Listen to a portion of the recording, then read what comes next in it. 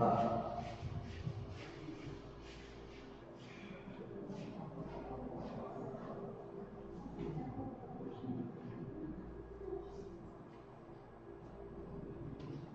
Boa noite a todos.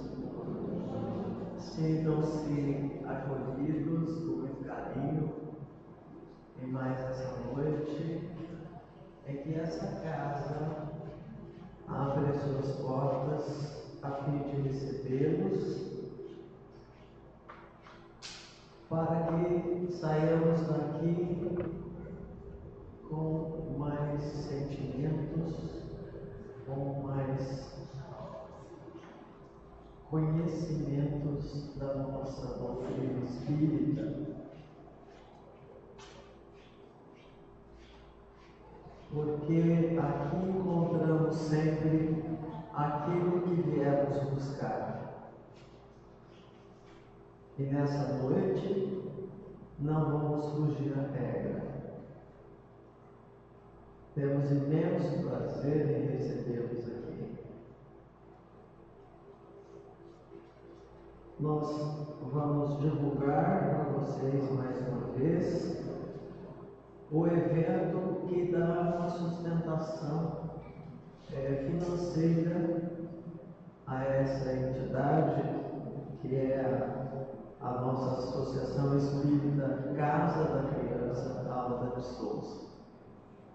Coligada a essa casa, atendendo várias crianças aqui do nosso bairro e de toda a cidade. É a 12ª macarronada, que acontece no próximo dia 25 do mês que vem.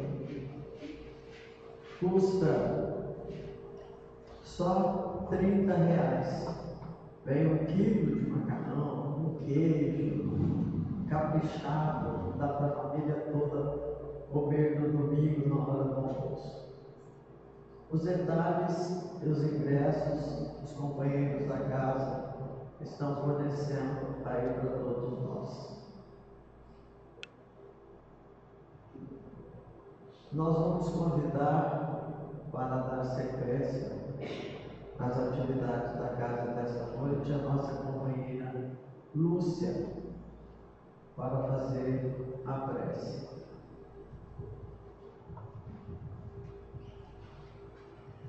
Então vamos silenciar a nossa alma, sentindo essa vibração maravilhosa que desce, nos abraçando, acalmando o nosso ser, trazendo o olhar, o sentir Jesus ao nosso lado, pegando as nossas mãos, dizendo-nos: siga, venha ao meu banquete de luz, ao meu banquete que cada um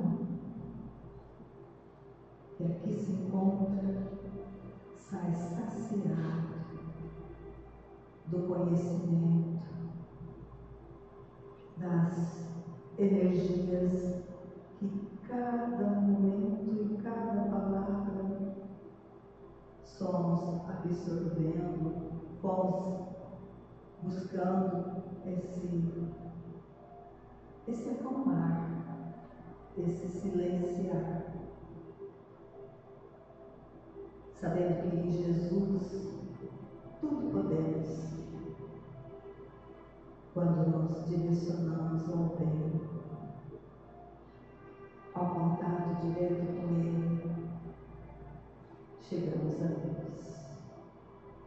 E para que isso se concretize, não só perante o que vamos aprender nesse momento, nessa palestra, nesse recinto de luz, buscamos agora em nosso coração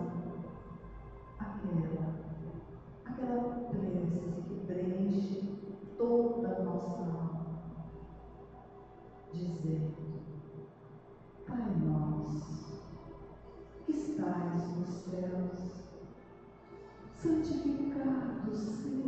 vosso nome, venha a nós o vosso reino, seja feita a vossa vontade, assim na terra como no céu. O pão nosso de cada dia nos dai hoje. Perdoa, Senhor, as nossas ofensas, assim como necessitamos perdoar a quem nos ofendeu. Nos livra de todas as tentações. E além disso, Senhor, livra-nos de todo o mal que ainda habita no nosso coração. Se conosco, hoje e por toda a eternidade. Que assim seja.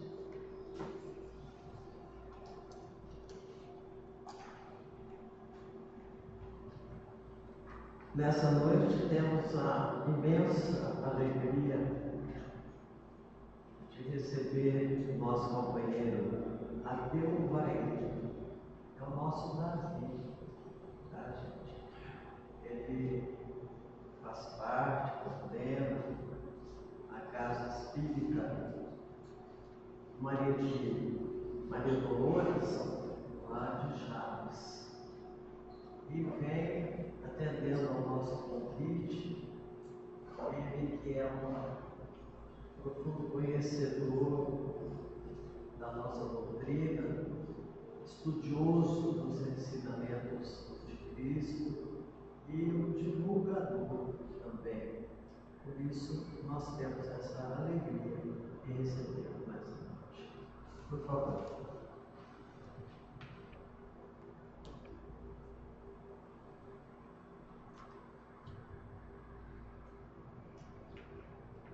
Boa noite a todos os irmãos.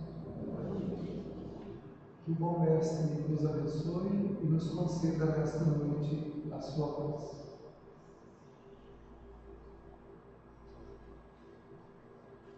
Quando o olhar de Jesus contemplava as criaturas através da sua caminhada por entre a multidão, a sua misericórdia encontrava especialmente aqueles mais necessitados, e o seu amor os envolvia, e todas aquelas pessoas podiam sentir em suas almas nova significação para as suas vidas, até então ignorada pelos sacerdotes, pelos religiosos daquele momento, que quando alguém errava ou trouxesse alguma dificuldade que tirava-lhes da normalidade estabelecida por eles, eram considerados deserdados da divindade. Mas Jesus os acolhia a todos. Não havia quem os tivesse excluído do seu amor, da sua bondade, do seu ensinamento e do seu auxílio, que muitas vezes consistia até na cura de alguma doença ou de alguma enfermidade. Aquela luz esplendorosa desse Mestre venerando continua brilhando na humanidade até hoje. Todos aqueles que, segundo ele, tiverem boa vontade, poderão sintonizar com essa luz, com esse amor, com essa bondade. E quando ele cantou as bem-aventuranças, em uma delas ele disse: bem-aventurados aqueles que são misericordiosos, porque eles obterão misericórdia. Allan Kardec, quando comenta a respeito dessa citação de Jesus, ele diz que todos esses que são misericordiosos obterão misericórdia, quer dizer, não a conquistarão de ninguém ou de qualquer coisa que for.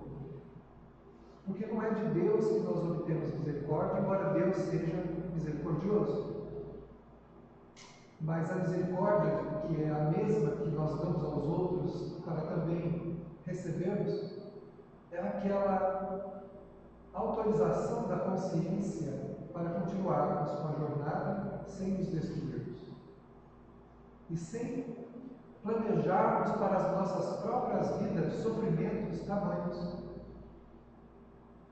que, quando estamos dentro deles, amargurosamente experimentamos as deficiências de quem não aprendeu a perdoar.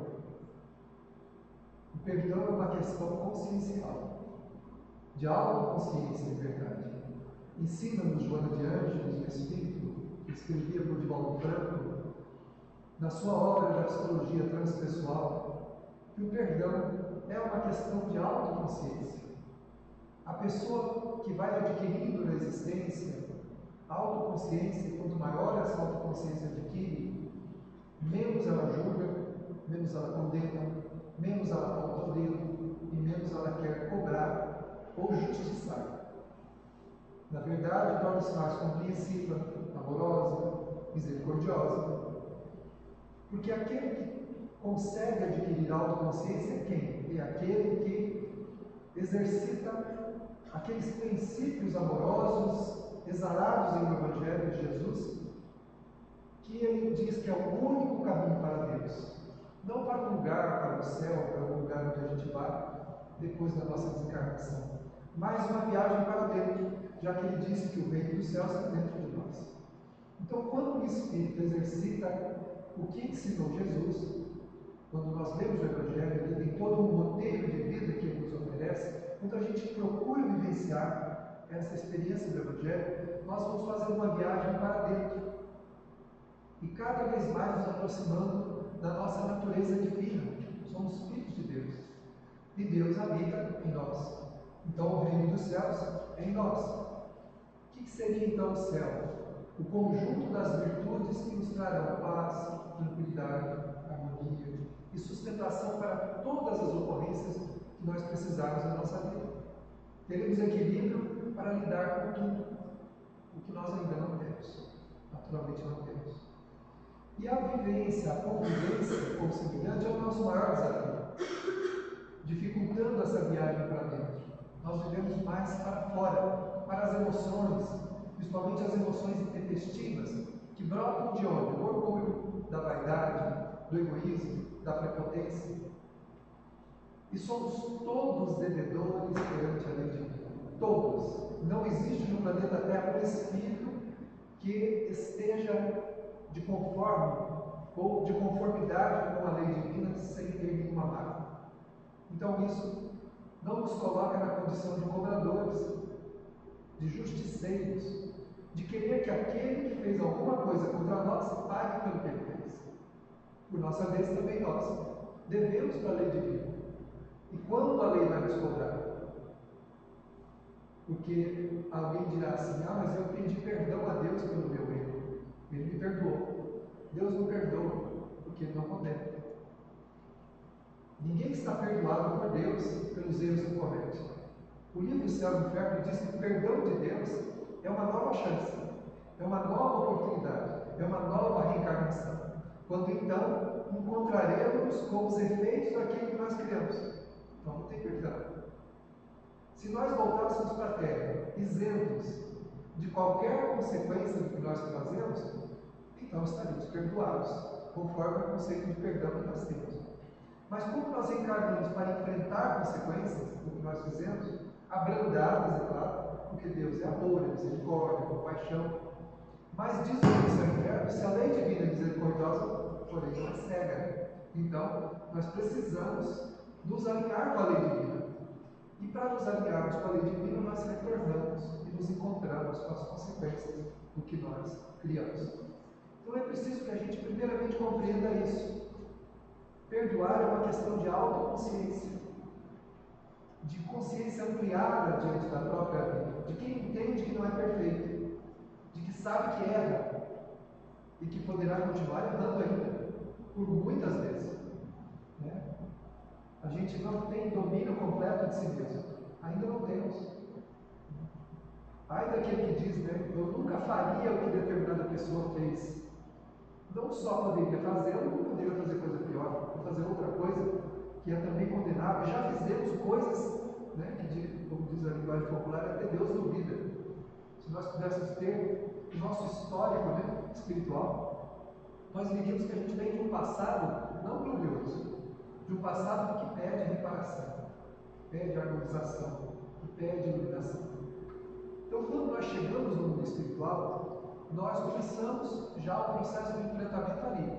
Então, se a gente não perdoa, e a falta do perdão é uma imperfeição grave na realidade do espírito, quando a gente desperta no mundo espiritual, não tendo se esforçado para perdoar, nós carregamos a consequência de não ter perdoado. E o espírito começa então a não ver somente o erro do outro. Cada vez que o erro do outro levanta-se nas telas da consciência, levanta os seus também.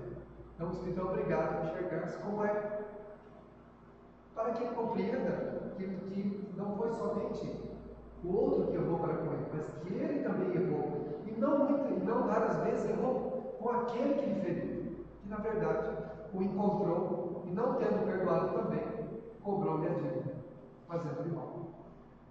E esse enfrentamento consciencial do outro lado é extremamente doloroso e difícil.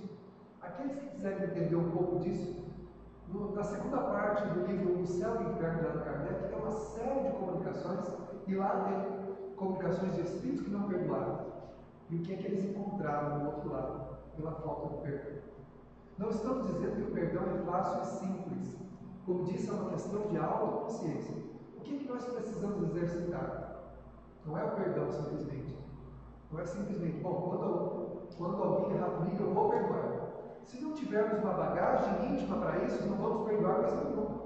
A gente vai ficar muito bravo, muito irritado, e uma cólera muito grande, uma raiva, uma ira vai despertar no nosso coração. Porque, como nos ensina também o João Viagem, nós temos violência contida. Está na nossa natureza e nós conhecemos, que pode ser despertada pela ação de alguém contra nós.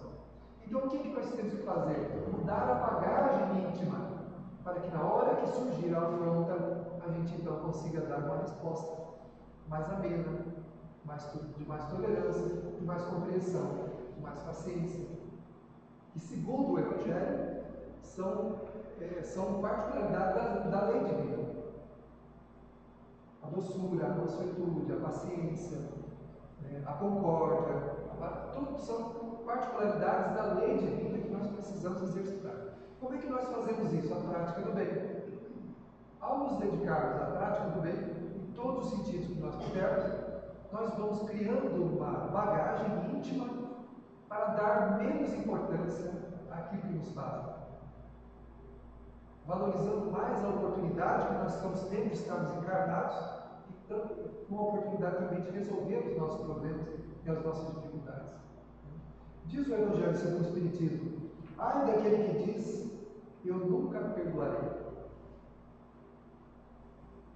O Evangelho segundo o Espiritismo diz isso. Ai daquele que diz, eu nunca perdoarei. Vamos ver por que ele diz isso.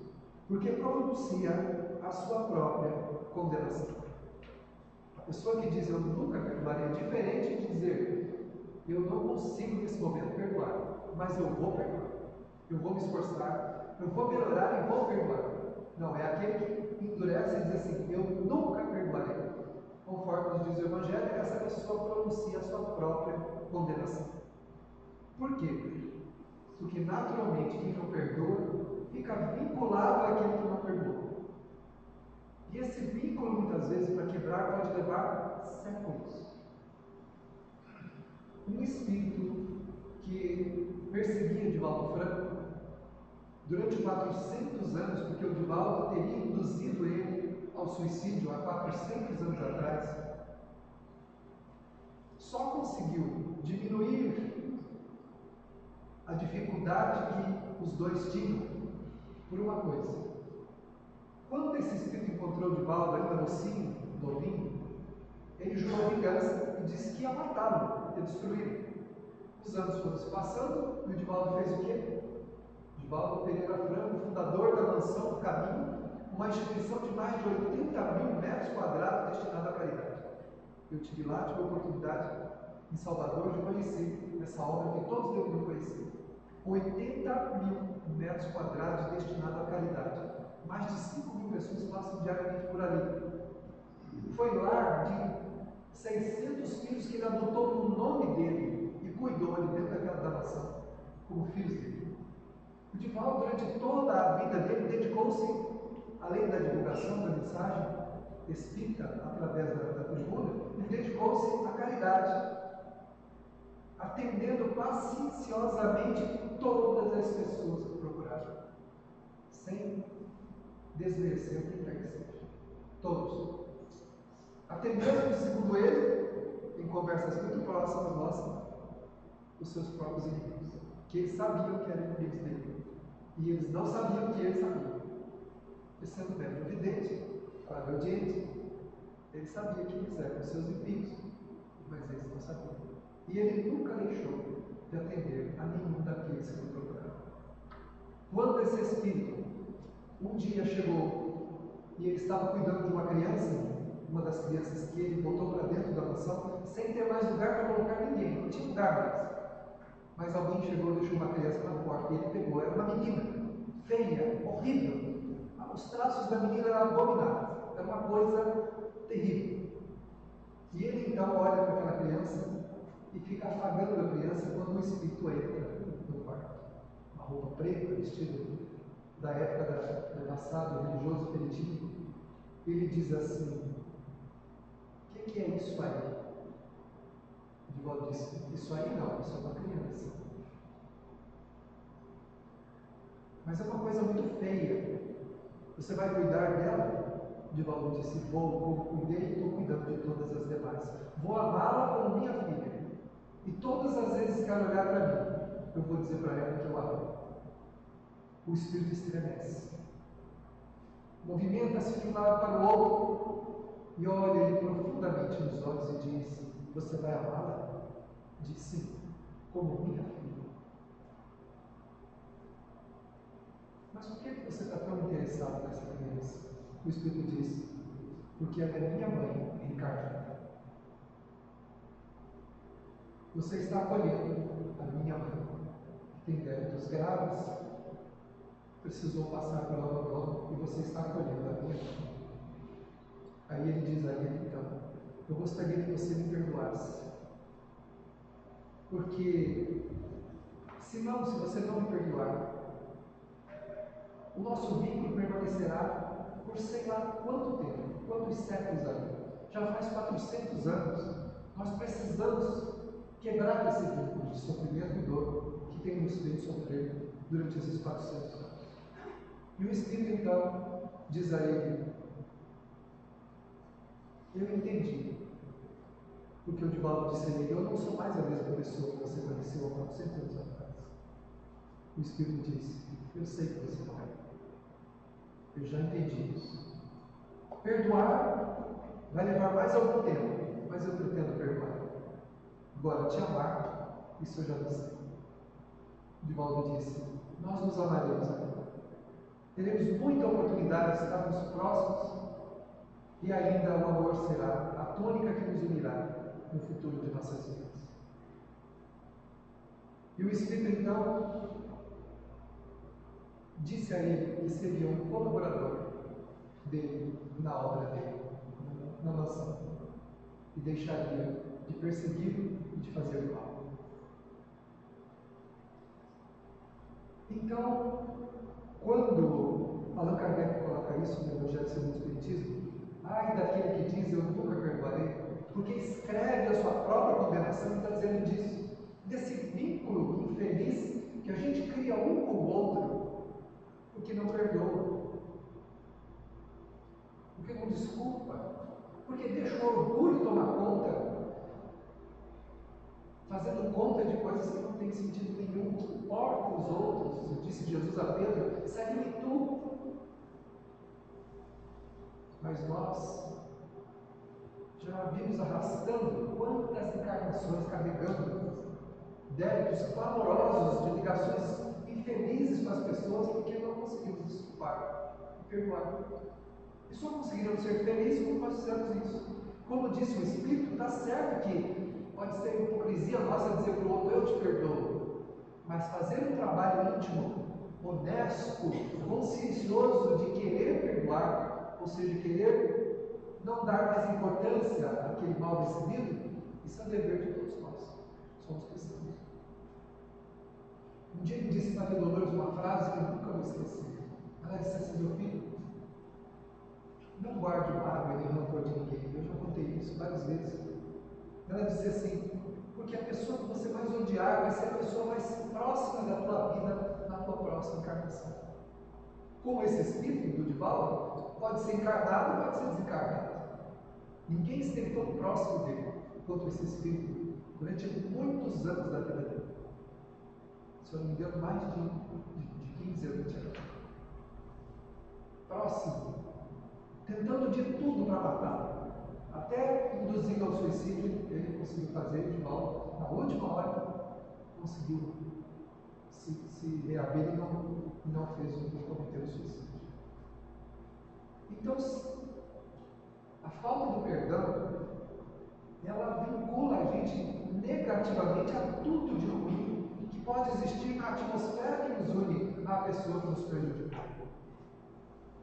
Nós precisamos trabalhar, então, valores para que a gente não guarde no coração mágoa tão grande assim, que faz nos guardar esse sentimento por anos a fio, e muitas vezes por séculos, nos revezando, prejudicando um ao outro, prejudicando um, prejudicando o outro. Uma pessoa contou recentemente num depoimento, uma pessoa muito próxima do Chico, que viveu com o Chico, que foi levado até o Chico uma pessoa que tinha duas cabeças, era um irmão siamês, um corpo só, duas cabeças. E a pessoa estava assim, muito chateada, né, muito com os pais, aquela coisa toda, né, sem entender o que aconteceu. E diz essa pessoa que o Chico teria respondido nos bastidores para eles. Há mais de 500 anos esses dois foram colocados perto para tentar se harmonizar. Eles se mataram, foram colocados como mãe e filho. O filho matou a mãe, inverteu a situação. A mãe veio como filho, o filho como mãe, matou de novo. A mãe matou o filho, porque o que tinha mais ódio vingava-se do outro. Foram colocados como pai e filho, matou o pai. Irmãos, matou o irmão. E não teve jeito. Então a lei divina chegou ao ponto, ou seja, não tem outro jeito. Então vocês vão resolver isso num corpo só. Aí vocês não vão poder se matar, porque se matarem, não terão como sobreviver. E eles estavam ali, então, num processo de expiação doloroso. Dois inimigos compartilhando o mesmo corpo, para poder resolver a problemática criada há tanto tempo, onde o ódio foi se multiplicando, foi sendo cultivado por esses dois espíritos. A gente pode achar que uma mágoa não tem importância nenhuma, mas ela tem sim. A mágoa é o ódio disfarçado. Eu estou magoado com determinada pessoa. Não está odiando ele. Na verdade, é uma forma da gente dizer mais elegantemente, né?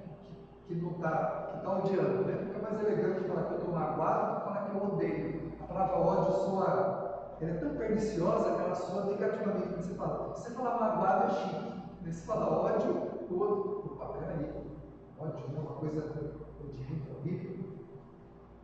Então nós temos que corrigir o sentimento logo que nós recebemos a ofensa.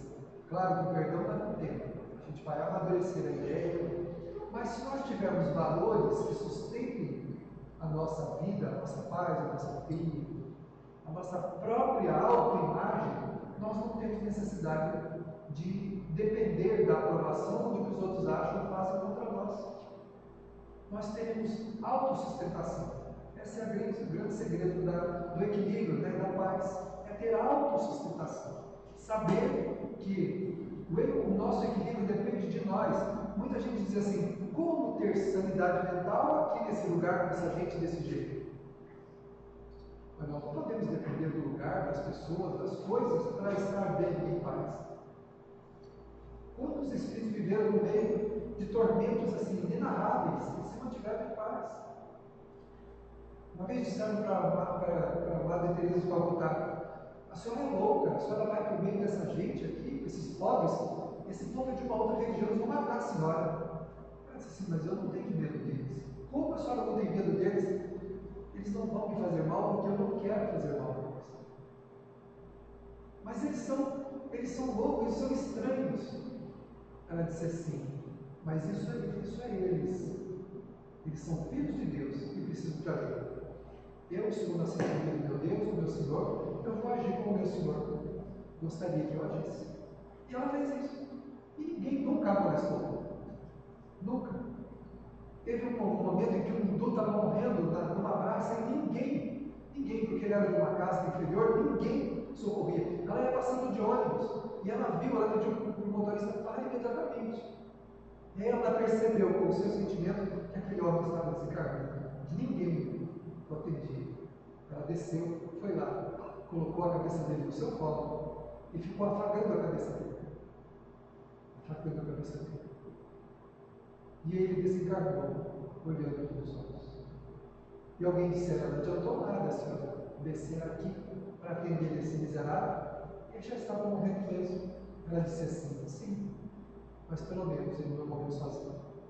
Morreu amparado e acolhido pelo amor do meu Senhor, que vai acolhê-lo também, tenho certeza. Desqualificou completamente a razão do outro e apresentou uma ideia de amor, de ternura, de compaixão, que a gente precisa aprender com esses dois. Então eles não dependem de onde estão e do que está acontecendo para terem equilíbrio e paz.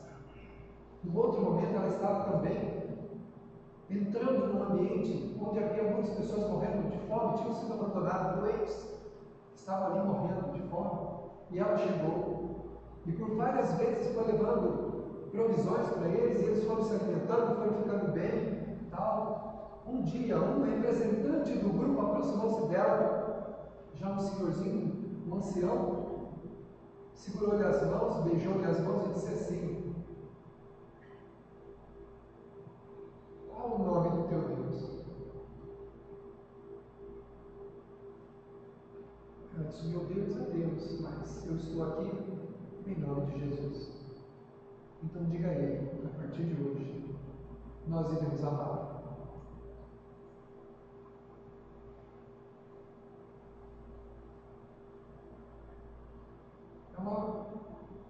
São ações, que mostram a grandeza de um espírito que tem autoconsciência, que tem no coração valores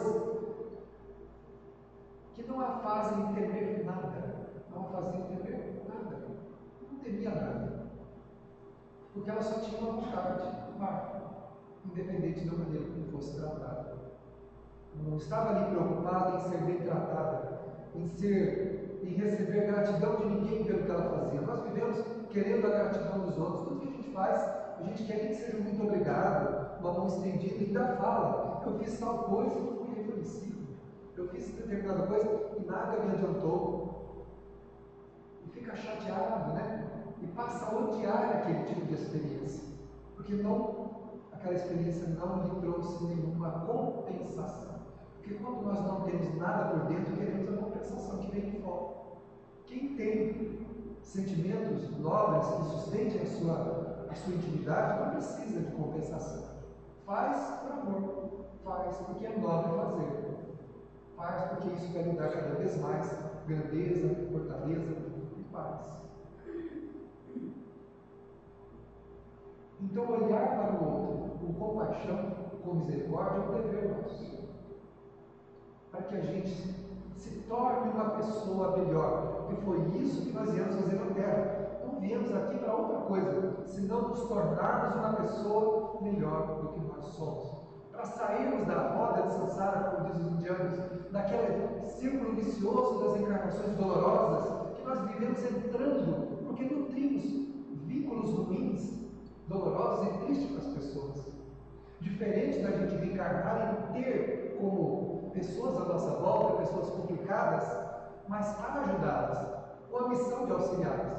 É muito diferente do que reencarnar com pessoas complicadas porque temos dívidas com elas. Ou elas conosco porque estamos vinculados pelo ódio. É muito diferente. A gente vê, como vimos uma vez lá na Bahia também, uma senhora que adotou 60 crianças. E quando ela já estava mais velhinha, muitos deles tinham dificuldades, tinham problemas. E ela sempre tinha um bom humor, uma alegria assim, a toda prova.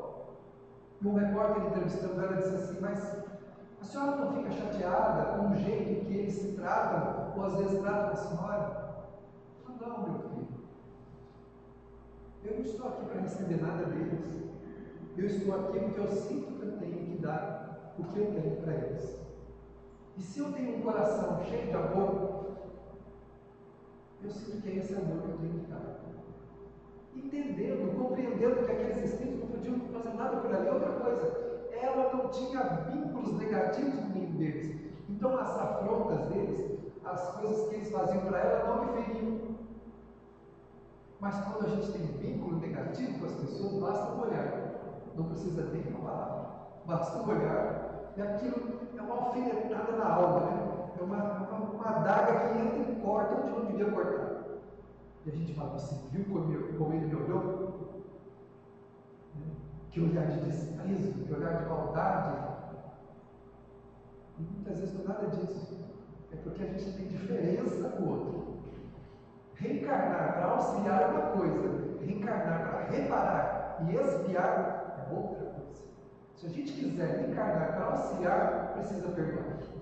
Precisa aprender a desculpar, aprender a deixar para lá, aprender a não valorizar as coisas que nos fazem, as coisas que nos agridem o coração.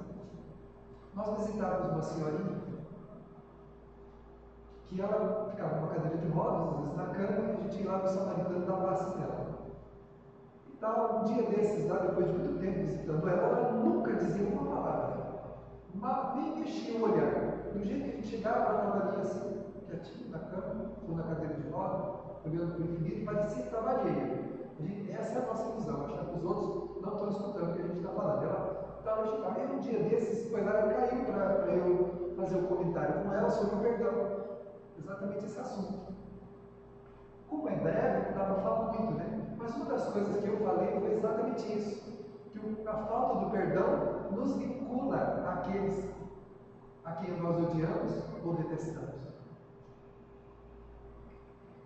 Ela levantou os olhos, a primeira vez que eu tinha visto ela, mas levantou os olhos, me olhou e disse: mas é assim mesmo? Eu disse: é assim mesmo. Ela disse: então eu preciso perdoar a minha cunhada. Não conhecia, depois de muito tempo, a voz dela: preciso perdoar a minha cunhada. 3 meses depois, ela desencarnou. Passado alguns meses, eu estava numa atividade lá no centro, e o pessoal havia saído, e eu ouvi alguém me chamando. Quando eu vi quem estava lá, ela, o espírito da senhora. E ela disse assim: aquele dia da vossa visita na minha casa foi o momento mais importante da minha vida. Eu não sabia que não perdoar era tão grave assim. E eu perdoei. Graças àquele momento, daquela prece que vocês fizeram conosco, eu perdoei a minha cunhada.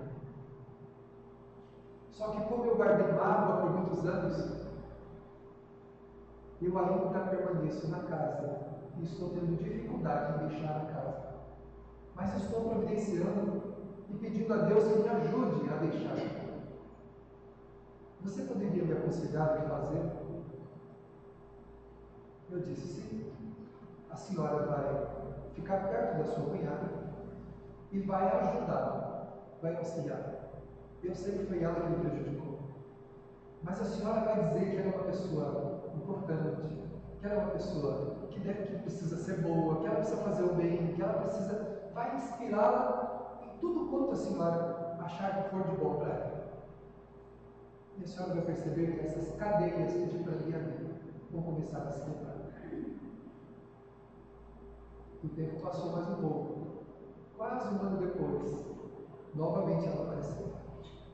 E eu percebi que ela, na primeira visita, ela estava muito opaca.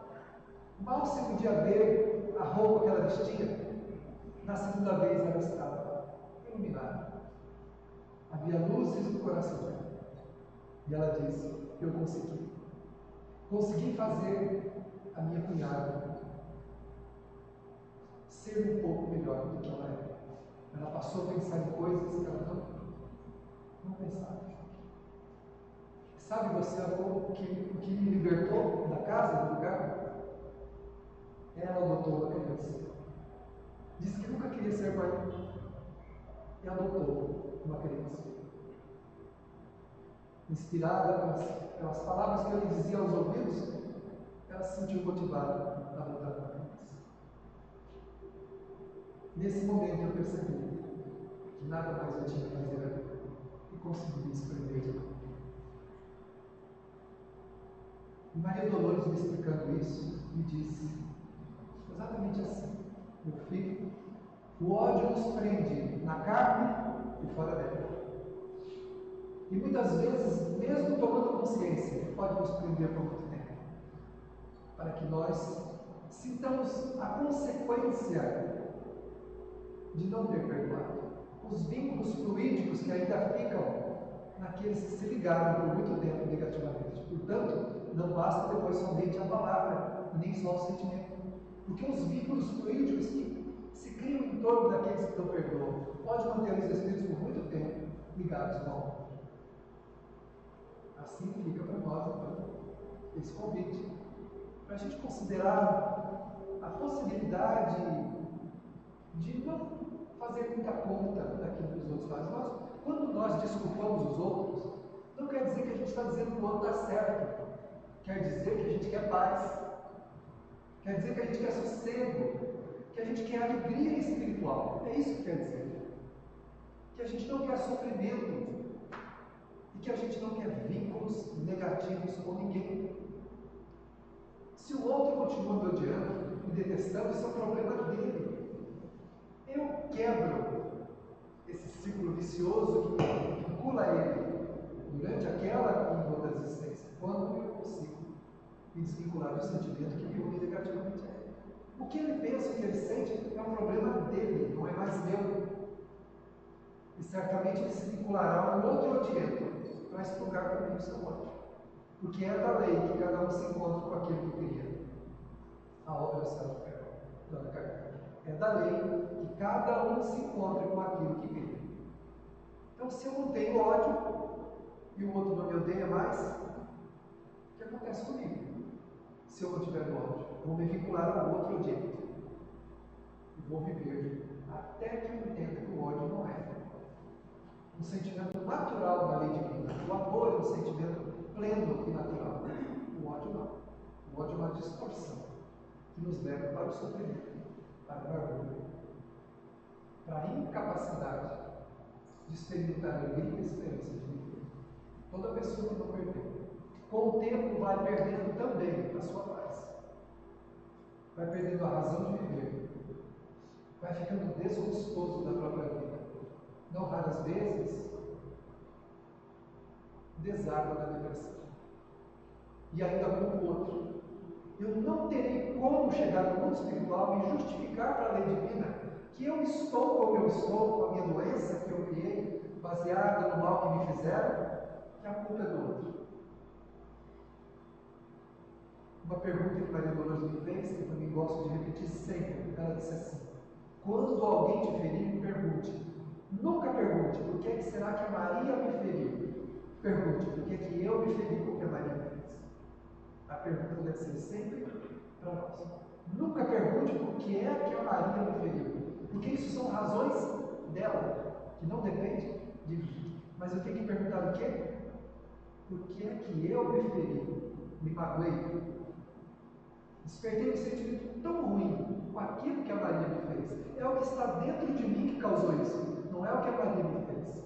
São os sentimentos que desalinham com a lei divina que eu ainda nutro no meu coração, a minha intimidade, que me levam a experimentar a aversão e o desejo de reparação perante aqueles que me querem.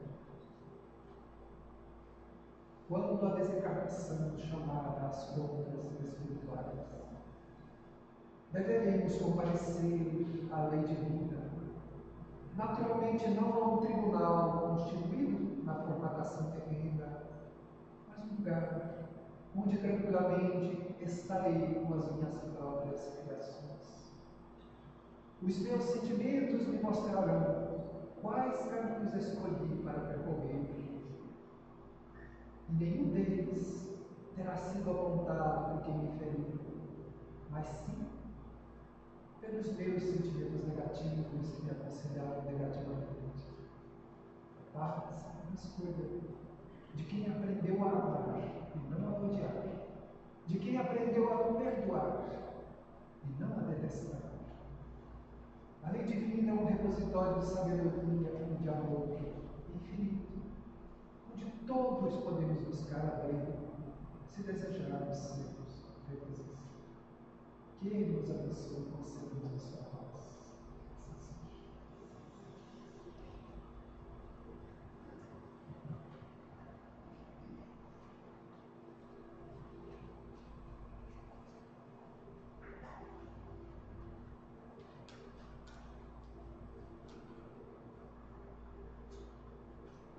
Neste momento, gostaria de convidar nossos companheiros passistas que ocupem seus lugares para o salão, enquanto o Adevair para a nossa prece final.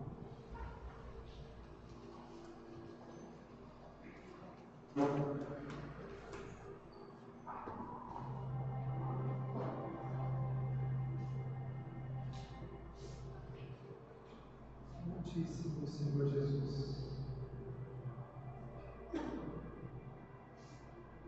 nesta noite de paz,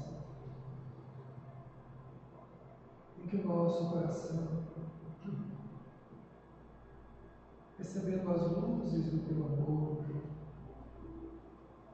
inebriados por tantas bênçãos, nós gostaríamos de te dizer muito obrigado, Senhor,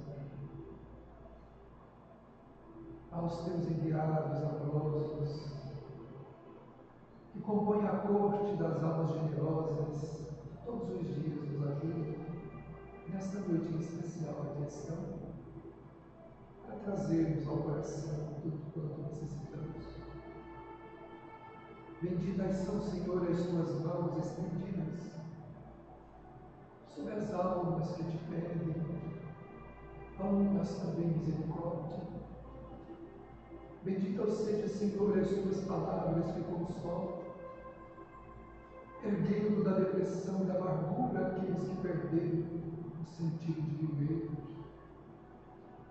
Benditos sejam os teus olhos que repousam, Senhor, daqueles cujo brilho perderam nas ilusões do mundo, nada mais enxergam senão o desinteresse, a amargura e a desesperação.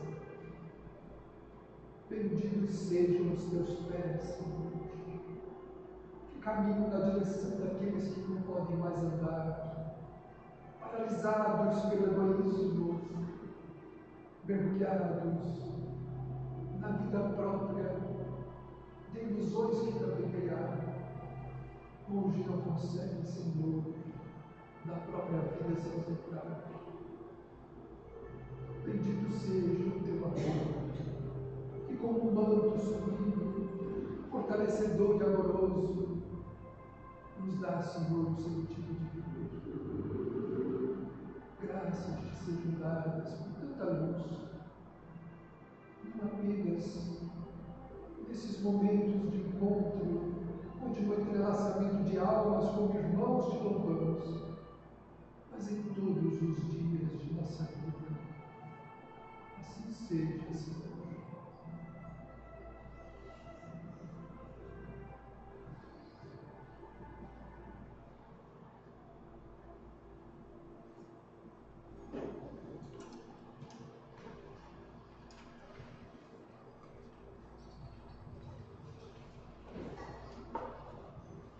Antes de encerrarmos, eu gostaria que o senhor ajudasse a fazer o sorteio de devoções, escolhendo um número de 1 a 73. 45.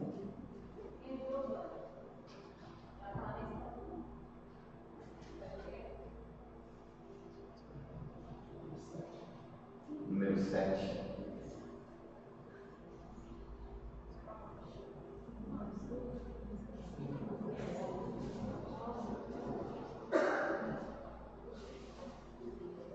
Número 7.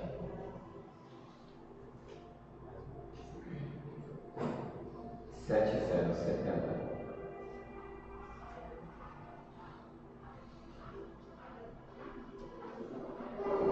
70.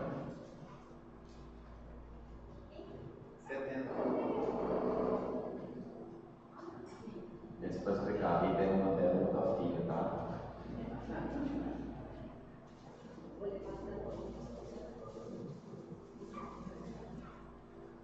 Eu gratidão em nome de todos, mais uma vez pela sua presença, pela sua mensagem de luz que você nos traz. Nós possamos levar ao longo da nossa semana, dos nossos dias, nós possamos aos poucos aprender a perdoar, porque só através do perdão nós também conseguiremos amar. Então, que todos tenham uma semana abençoada. Agora nós podemos ir ao nosso jardim tomar uma sala frutificada e quem quiser também adquirir alguns dos nossos pães. Vamos com Deus.